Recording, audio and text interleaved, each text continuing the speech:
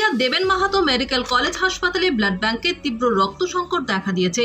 হাসপাতাল সূত্রে জানা গিয়েছে মাসে অন্তত 500 ইউনিট রক্তের চাহিদা মেটাতে 12টি বড় রক্তদান শিবির প্রয়োজন হলেও বর্তমানে সেই সংখ্যা নেমে এসেছে মাত্র 3 থেকে 4টি।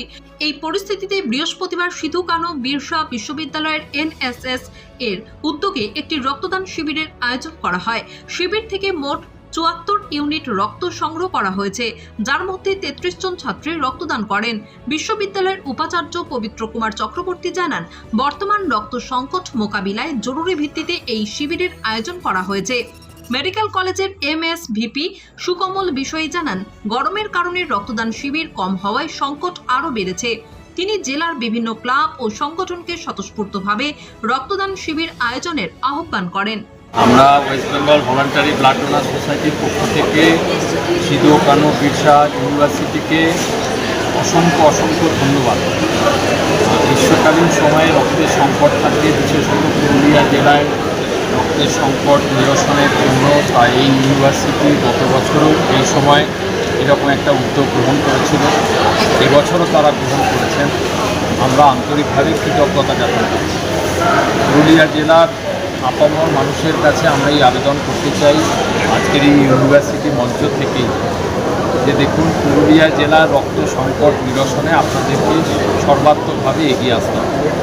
আমরা West Bengal voluntary blood donor সোসাইটির পক্ষ থেকে পুরুলিয়া জেলার দুটো ব্লক ঝালদা এবং মানবাজার, এই দুটো ব্লকের সাব ডিভিশনে আমরা ব্লাড সেন্টার করার দাবি উত্থাপন করেছি। অনুরূপভাবে আমরা চাই পুরুলিয়ার যে দুটি ব্লাড সেন্টার চলছে তার মধ্যে Purulia medical college hospital blood সেন্টারে কম্পোনেন্ট সেপারেশন ইউনিট চালু হয়েছে এবং দেবেন মাহাতো সদর হসপিটালে blood component separation storage unit চালু হয়েছে। ফলে যদি মানুষ রক্তদান করতে এগিয়ে না আসেন তাহলে আমাদের যাদের রক্তের প্রয়োজন মুমূর্ষু মানুষের তাদের রক্তের সংকট হবে।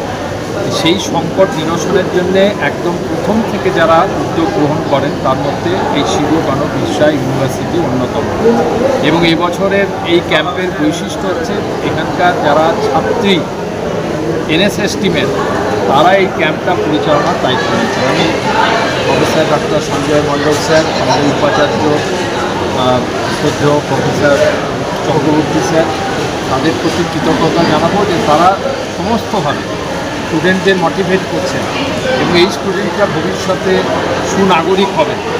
ফলে তারা যারা রক্তদান করছেন তাদের হাতে একটা গাছের চারাও তুলে দিচ্ছেন, যেটা আজকের দিনে ক্লাইমেট অ্যাকশনের ক্ষেত্রে অত্যন্ত গুরুত্বপূর্ণ।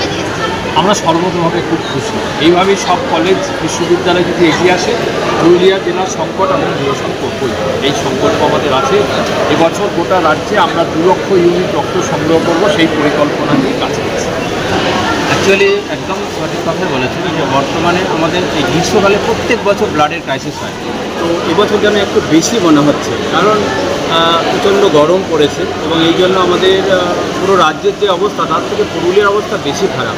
প্রচণ্ড ক্রাইসিস চলছে ব্লাডে। আমাদের পুরুলিয়ার যে দুটি ব্লাড ব্যাঙ্ক রয়েছে, রঘুনাথপুর এবং আমাদের সদর, তো দুটো ব্লাড ব্যাঙ্কে কোনো রক্ত নেই।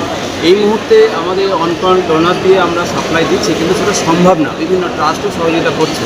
কিন্তু সেই জন্য আমরা বিশ্ববিদ্যালয়ের তরফ থেকে আজকে এই ক্রাইসিসটা যাতে দূর হয়, যদি আমরা আজকে 70+ ব্লাড নিতে পারি, তাহলেও 10-15 দিন আমাদের এই ব্লাড ব্যাঙ্কের যে ক্রাইসিস সেটা দূর হবে। এই মেন উদ্দেশ্য আমাদের এটাই যে